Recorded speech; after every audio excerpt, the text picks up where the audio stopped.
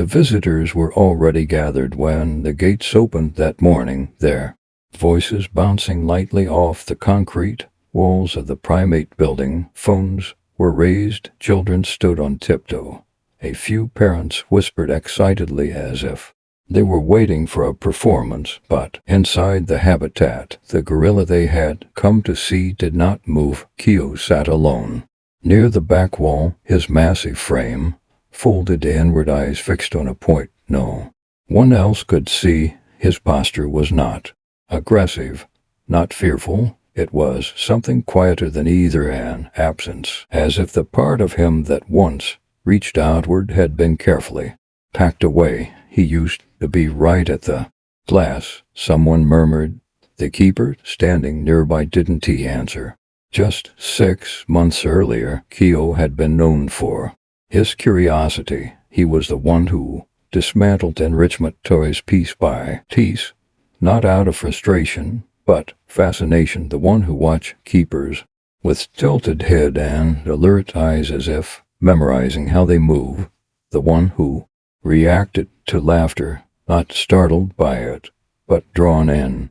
Now laughter barely touched him. The morning air at Ridgeway Zoo was cool and still, the kind of Oregon morning that carried the scent of wet leaves and distant rain. Harper Lane, the zoo's enrichment coordinator, pushed a small cart down the concrete path toward the enclosure. The wheels squeaked softly, a sound that usually earned immediate attention. Today it didn't. On the cart sat a plastic mat, several thick sheets of white paper, and a tray of non-toxic paints, blue, yellow, red, and green, each poured into shallow containers. A few chunky brushes lay beside them, unused, clean, waiting. Painting had been Harper's idea, not as a spectacle, not as a trick, but as an option. Animals, she believed, needed more than stimulation. They needed agency. All right, she said quietly to herself, stopping just short of the gate. No pressure. Behind her, a few staff members exchanged uneasy glances. They knew the whispers traveling through the zoo. Attendants had dipped. Donors wanted something hopeful, something uplifting, something that reminded people why animals like Kito mattered. The cart rolled into the habitat. The troop barely reacted. One younger gorilla glanced up, then returned to grooming. Another shifted his weight and turned away. The paint sat in the open space like a question no one had asked, except Kito. He didn't rush forward. He didn't retreat either. Slowly, deliberately, he rose to his feet. The movement drew a few gasps from the visitors, who leaned closer, anticipation flaring. Harper's heart thudded in her chest, but she kept her hands at her sides, her body loose, neutral. Kito walked halfway across the habitat and stopped. He studied the cart. His eyes moved from the bright colors to the paper, then to the brushes. He tilted his head slightly, nostrils flaring as he took in the unfamiliar scent. One hand lifted, hovered, then dropped back to his side. Nothing happened. A child near the glass whispered, "Is he going to do it?" No one answered. Harper felt the familiar tug of disappointment, sharp and unwelcome. She pushed it away. This wasn't about results. It never was. Then Kito did something unexpected. He stepped closer, not to the brushes, but to the edge of the mat. He crouched and extended one finger, tapping the plastic once, testing it, feeling its resistance. He tapped again, then dragged his finger along the surface, leaving nothing behind. He paused. The crowd leaned in. Kito lifted his gaze not toward the paints, but toward the people watching him. His eyes scanned faces, expressions, posture. He lingered on a pair of children pressed against the glass, their excitement contained but visible. Then his gaze flicked briefly to Harper. She didn't move. No encouragement, no cue, just presence. After a long moment, Kito turned back to the cart. This time he reached into the tray, not the brushes, the paint. His finger dipped into the yellow, a soft intake of breath rippled through the crowd. Kito lifted his finger slowly, watching the paint drip thick and bright. He seemed almost surprised by its weight, its color. Carefully, with a precision that felt deliberate, he lowered his finger to the paper. A single yellow mark bloomed against the white. He pulled his hand back and stared at it. The mark did not move. It did not react. It simply existed.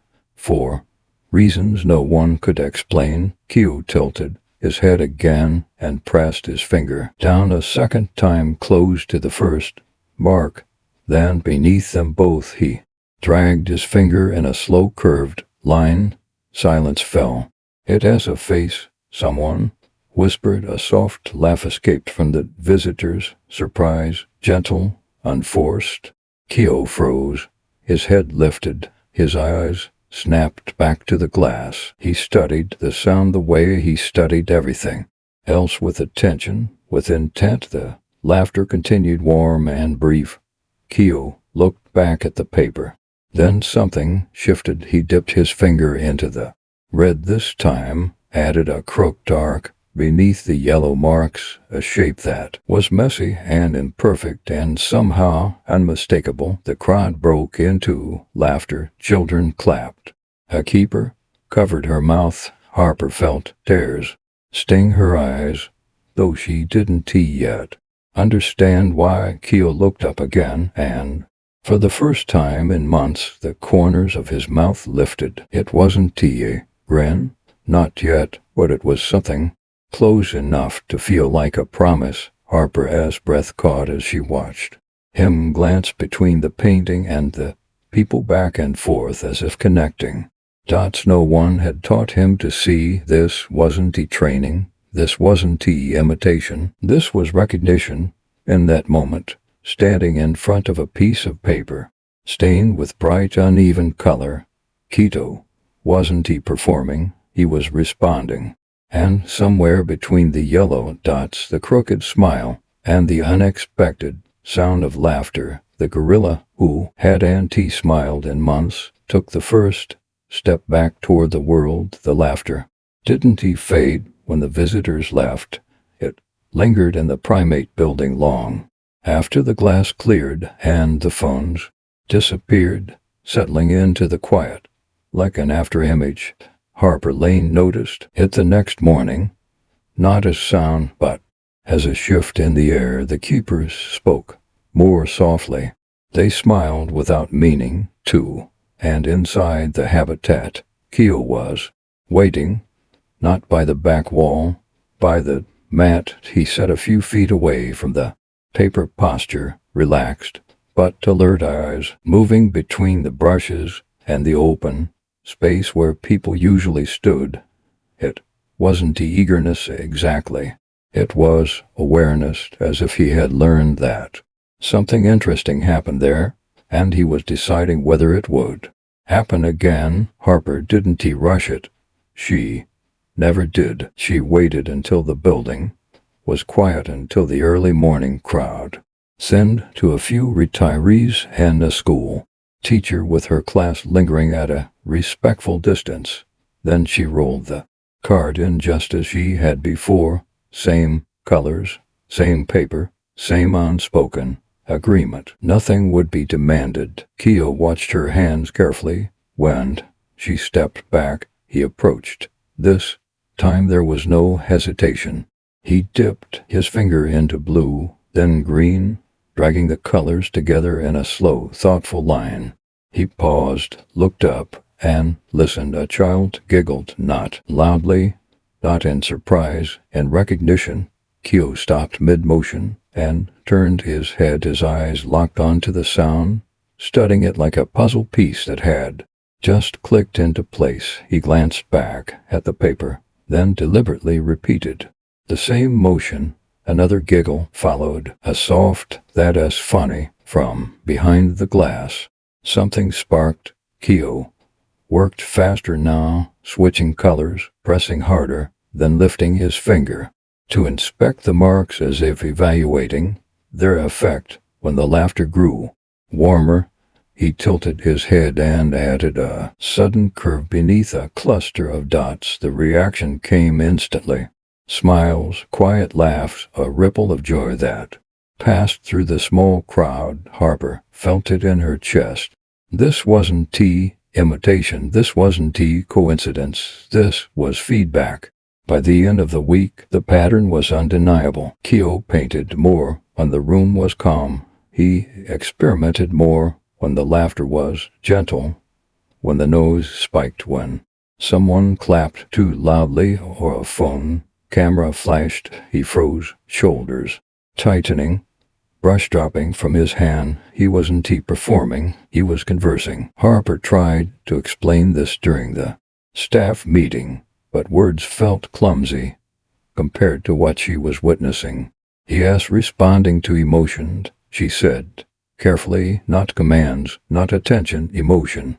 Across the table, Wade Mercer, the zoo director, steepled his fingers. He was a polished man practiced at balancing budgets and public interest, and the past few days had been good for both. Attendance was up. A short clip of Kito painting had already begun circulating online. People love this, Wade said. They need this, and frankly we could use it. Harper met his gaze. Only if we be careful. WD smiled. Of course, that's why I want to schedule it. A regular paint session. Promote it. Make it accessible. The word accessible landed wrong. Yes, not a show, Harper said quietly. Yes, an ambassador, Wade countered. And ambassadors need an audience. The tension followed Harper back to the habitat. That afternoon, Kito was painting again, broad strokes this time, fingers smeared with yellow and red. He paused, looked up, and seemed to search for something. Harper stayed still. A group of visitors gathered near the glass, whispering excitedly. One of them laughed. A sharp, sudden sound. Kito flinched. The brush slipped from his hand and clattered against the mat. Silence fell. Harper's stomach dropped. She took a step back, creating space, resisting the urge to intervene. After a long moment, Kito retrieved the brush and placed it carefully beside the paper. He didn't continue painting. He simply sat there, gaze distant, shoulders drawn inward. The message was clear. That night, Harper stayed late reviewing footage from the day. She watched Kito's eyes, how they tracked people, how they softened with gentle reactions and hardened with pressure. She watched the exact moment the laughter shifted from shared to overwhelming, and she understood the risk. The next morning, she found Kito waiting again. He approached the mat, dipped his finger into green, and made a single looping shape. He looked up. A woman near the glass smiled silently. Kito added another loop. Harper exhaled slowly. By midweek, the clip went viral. 34 seconds, that was all it took. Kito dabbing paint, tilting his head, adding a cooktark, then glancing up as laughter erupted. The caption was simple: Gorilla learns to paint.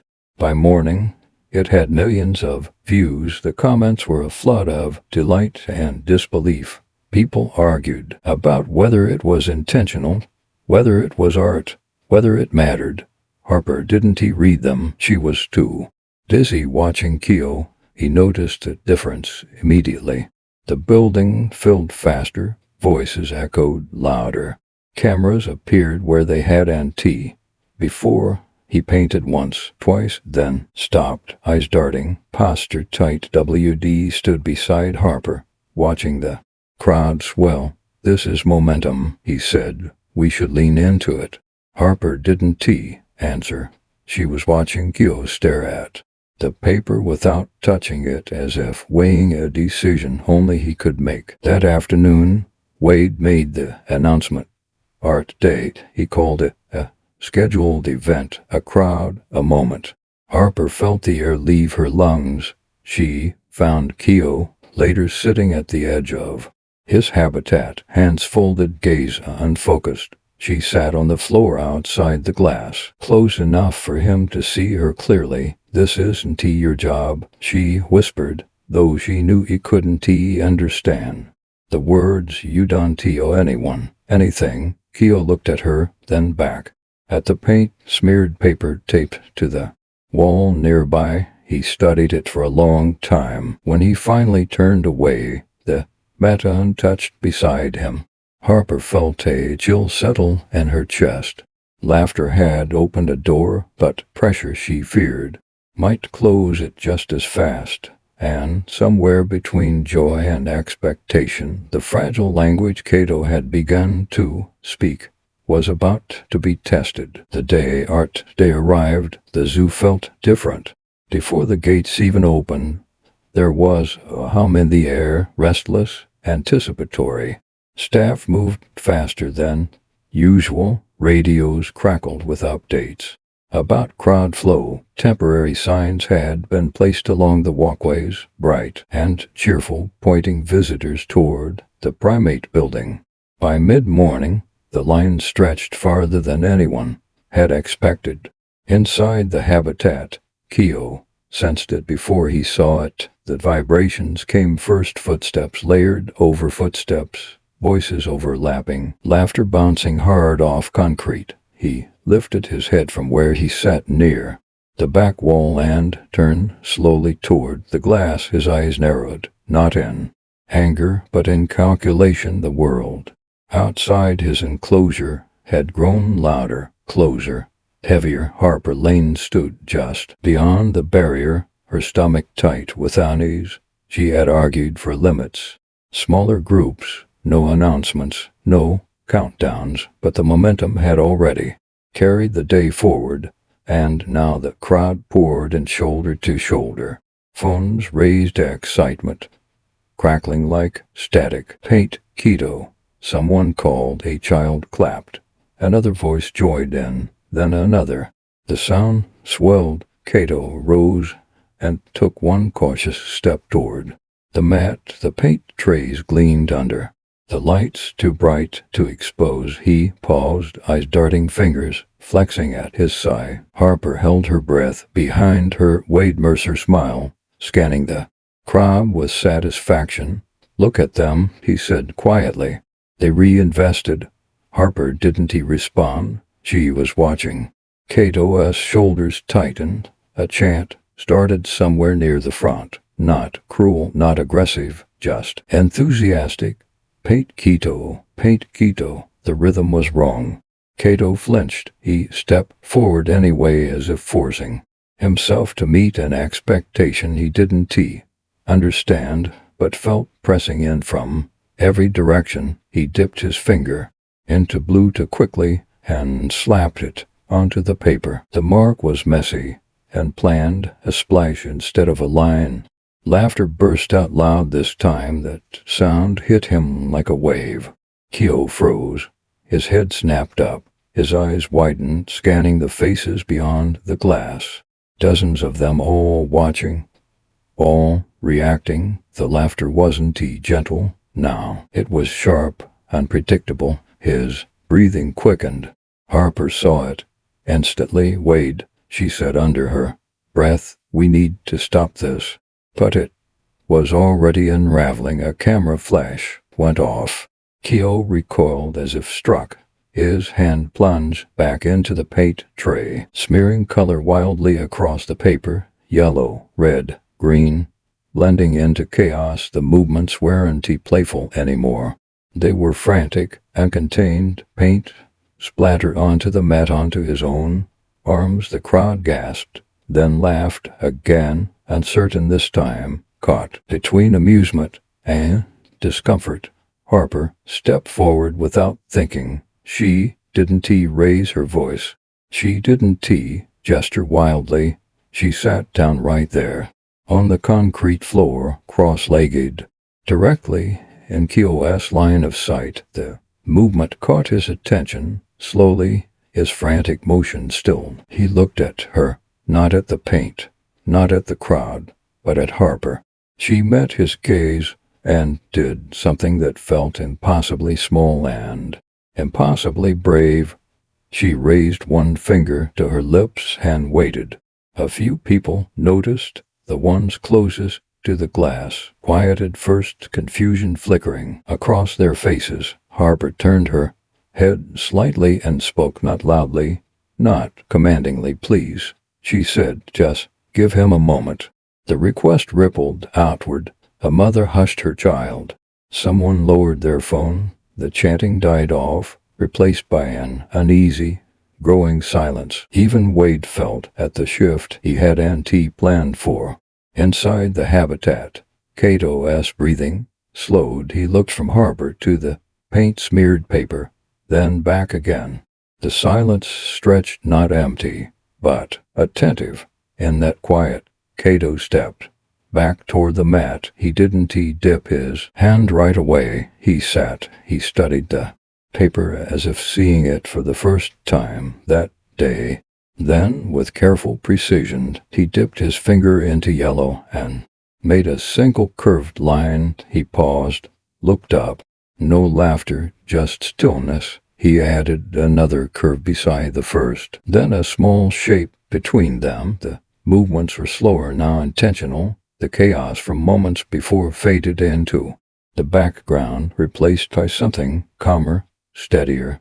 From the front row, a boy no older than 10 stepped forward. He clutched a folded piece of paper in both hands, knuckles white with nerves. Harper noticed him out of the corner of her eye. The boy unfolded the paper and pressed it gently against the glass. It was a drawing, crayon lines uneven but earnest, a gorilla arms wide, a crooked heart scribbled in the center of its chest. The boy didn't speak, he just held it there. Kyo saw it. He froze again, but this time it wasn't fear that stilled him. He leaned closer to the glass, eyes locked on the drawing, his head tilted. He looked from the boy to the paper on the floor, then back again. Slowly, he reached for the paint. He dipped into red and placed a small shape near the center of his painting. Then, another beside it, two rounded forms, leaning toward each other, connected by a broad arc above them. A shelter, a togetherness. No one laughed. Someone near the back wiped their eyes. Harper felt her throat tighten as she watched Kyo finish the piece, then sit back, hands resting on his knees. He didn't look at the crowd. This time he looked at the boy. The boy smiled. The silence broke not into cheers, but into something softer. Applause, careful and restrained, a sound of appreciation, not demand. Kyo flinched at first, then relaxed when the noise stayed gentle. He didn't paint again that day, and no one asked him to. As the crowd slowly dispersed, quieter now, Wade Mercer stood beside Harper, his earlier excitement replaced by something heavier. "I didn't realize," he said finally. Harper nodded. "He wasn't overwhelmed by people," she said. "He was overwhelmed by expectation." They watched Kyo move back toward the rear of his habitat, stopping once to glance at the painting, laughed on the mat. The gorilla, who had learned to speak through laughter, had almost been drowned out by it, but in the end it wasn't the noise that stayed with him, it was the silence that listened back, and from that fragile space where joy was no longer demanded, but offered, the story was far from over. The morning after art day arrived without fanfare. No lines formed outside the primate building, no cameras waited at the doors. The zoo felt almost shy, as if it were uncertain how to move after what had happened. Even the staff spoke more softly, careful not to disturb a balance they hadn't known existed until it nearly shattered. Inside the habitat, Kyo was already awake. He sat near the mat, not touching it, not ignoring it either. The paper from the day before had been taped to the wall overnight, two rounded shapes beneath a curved shelter, simple and strange and unmistakably intentional. Keepers passed it without comment, unsure what words would fit. Harper Lane approached. Slowly her footsteps measured her body, language open. She carried no cart this time, no brushes, no paint, just herself. She sat on the floor outside, the glass the way she had months ago, legs crossed, hands resting loosely in her lap. She didn't look directly at Kito at first. She let the silence exist. After a while, Kito turned his head. His gaze rested on her, not searching, not guarded, present. You don't have to do anything today, Harper said quietly. I just wanted you to know that. She stood and left. An hour later, a keeper rolled the cart back in. Same paints, same paper, no announcement. Kito watched from across the habitat. This time he approached without hesitation. He didn't rush to the bright colors. Instead he sat in front of the paper and stared at it for a long time, longer than he ever had before, his head tilted slightly as if he were looking not at the surface, but through it at something remembered. When he finally dipped his finger into blue, the movement was slow and deliberate. He drew a single line across the center of the paper, then another beneath it. Parallel, calm, measured. No laughter followed. The few visitors present watched in silence, sensing that something different was happening. Kito continued adding shapes carefully, layering color without urgency. When a child shifted too loudly, he paused, not flinching, just waiting until the noise settled again. Harper watched from a distance, her chest tight with emotion. She couldn't yet name. This wasn't play, this was reflection. Over the next several days, Kito's paintings change. They weren't always funny. Some were quiet, soft circles and pale colors, shapes that seemed to repeat like thoughts looping back on themselves. Others were bold colors, layered, thickly edges, sharp angles unexpected. A few looked almost symmetrical, as if balance itself had become a question worth asking. People began to argue, not loudly but thoughtfully. What do you think it is? Someone whispered. I don't know, another reply. But it makes me feel something. Wade Mercer stood beside Harper one afternoon, arms crossed, studying a new piece taped to the wall. It was larger than the others, two shapes again, but this time separated by a wide band of dark blue with a bright arc stretching across the top. Everyone is asking what it means, Wade said. Harper shook her head gently. That's not the point. Wade sighed. I know, but they want to understand him. Maybe, she said, they were supposed to understand themselves. Wade didn't answer right away.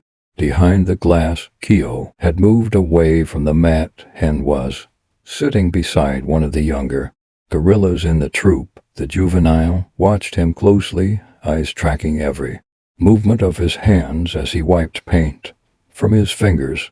When Kito finished, the younger gorilla reached out and touched the edge of the mat, tentative and curious. Kito didn't stop him. That was new. Soon the younger gorilla began sitting beside Kito during paint time. Not painting, just watching, learning the rhythm, learning when to move a hand, when to wait. The keepers exchanged glances. Something was spreading, but not in the way anyone had predicted. That week, Harper proposed an idea. No scheduled performances, she told Wade during their meeting. No countdowns, no hype. But what if we shared the work anyway? Not as entertainment, but as experience. Wade raised an eyebrow. You mean an exhibit? A quiet one, Harper said. Off-site, small gallery, no spectacle, all proceeds go back to enrichment and conservation. W.D. leaned back in his chair, considering. He thought of the crowd that had gone silent, of the bow with the drawing of the painting no one could explain. All right, he said finally, but we do it on his terms. The exhibit was called Quiet Joy, no bold banners, no flashing screens, just white walls, soft lighting, and KOS paintings, each one labeled only with a date. No titles, no interpretations. Visitors walked slowly through the space. Some laughed softly at the playful pieces.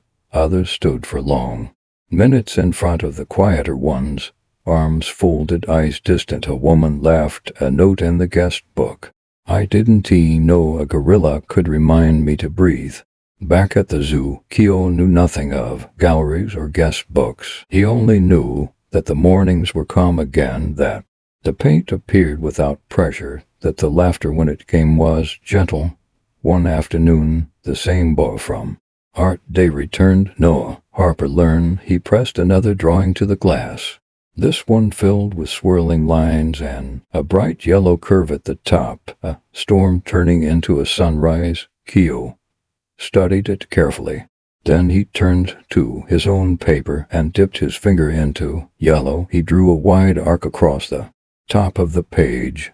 Below it, he added blue, then green, then two small shapes, closer this time. When he finished, he sat back and looked not at the crowd, not at Harper, but at the painting itself. Satisfied, Harper felt tears slide down her cheeks without warning. She wiped them away, smiling. For the first time since the beginning, she understood what she had been watching all along. Kyo wasn't painting to be seen. He was painting to be understood by himself first, and in giving him the space to do that, everyone else was learning how to listen in a new way. No one could explain his paintings, and somehow that was exactly why they mattered. The exhibit opened on a Thursday quietly. No ribbon, no speeches, no flashing cameras.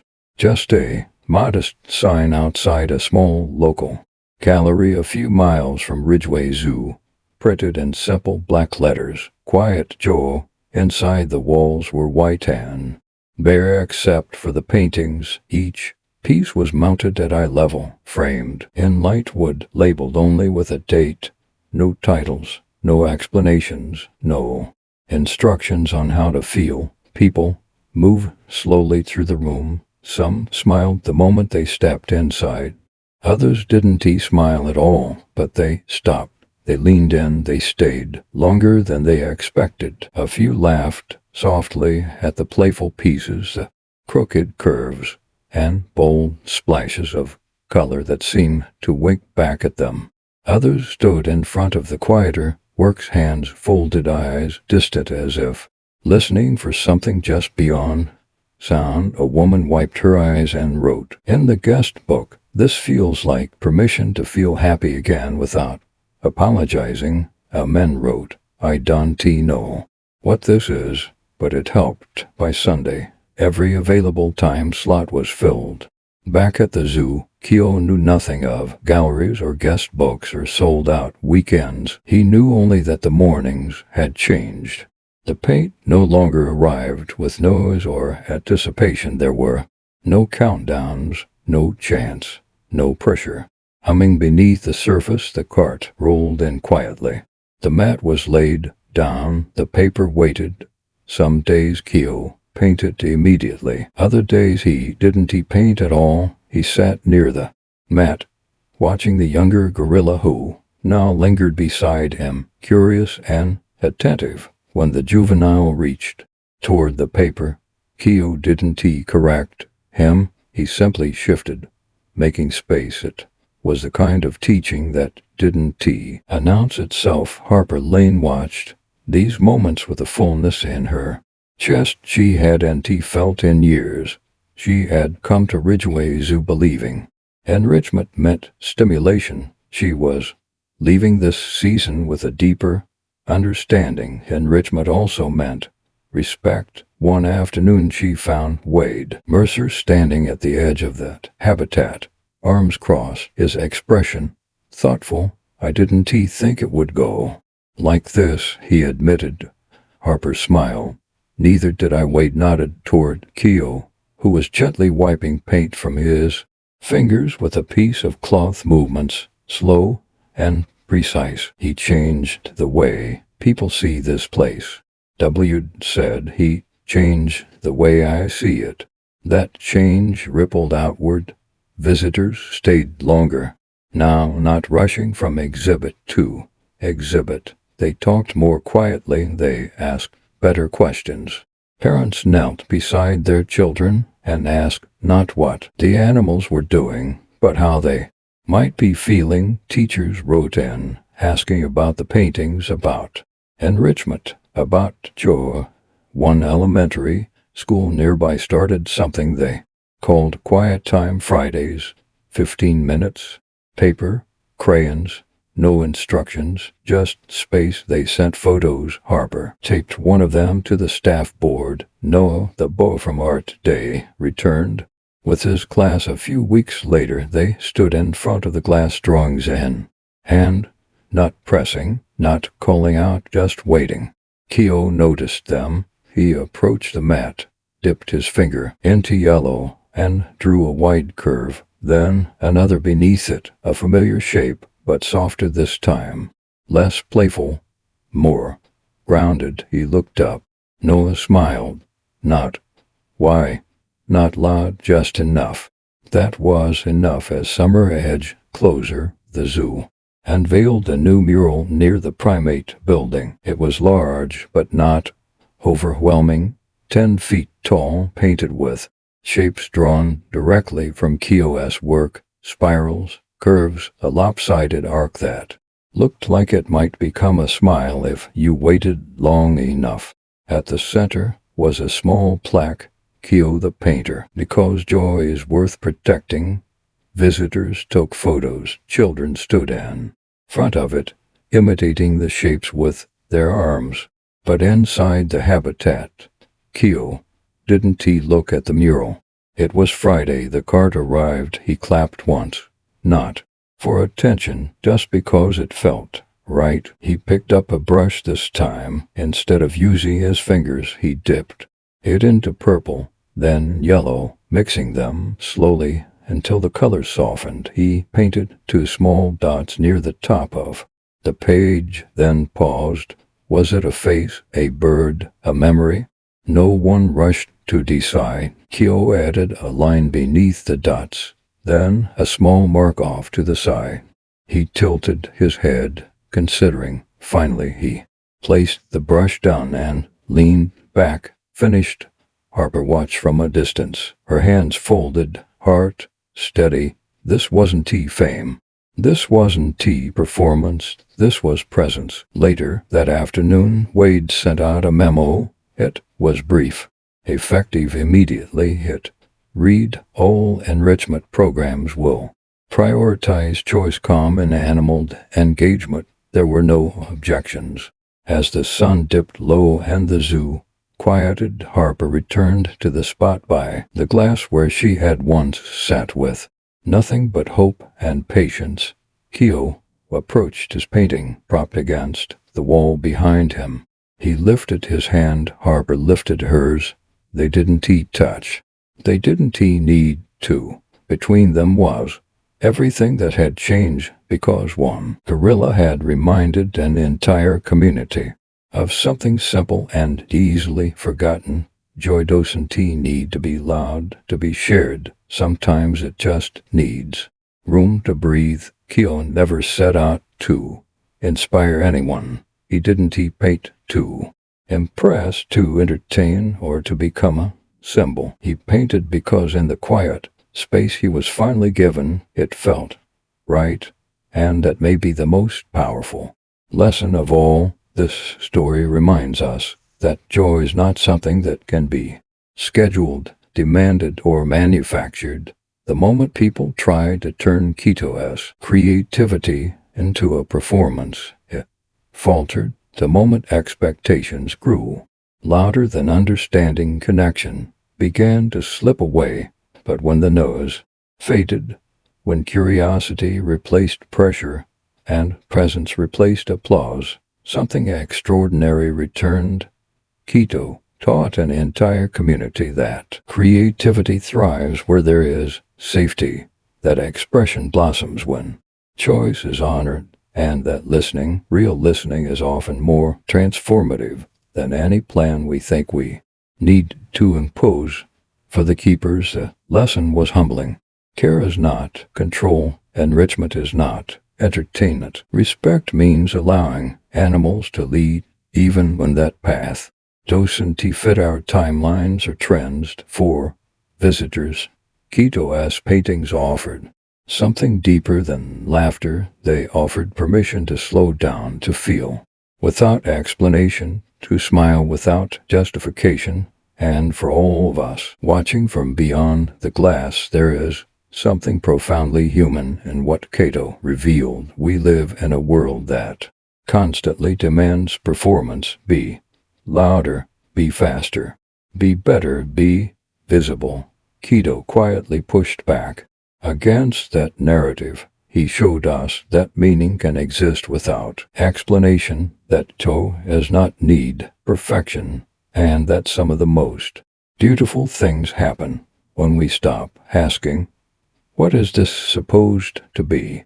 and start asking, "How does this make me feel?" Kito didn't he change the zoo with spectacle, he changed it with gentleness, with patience, with the courage to remain himself in a world eager to define him. If this story moved you, made you reflect, or simply brought a quiet smile to your day, we invite you to become part of our community. Subscribe to Animal Hearts Club to support more heartwarming animal stories that celebrate compassion, connection, and the powerful lessons animals teach us about life. Your support gives us the motivation to keep sharing stories that matter, stories that remind us, just like Kito did, that joy doesn't need to be loud to change the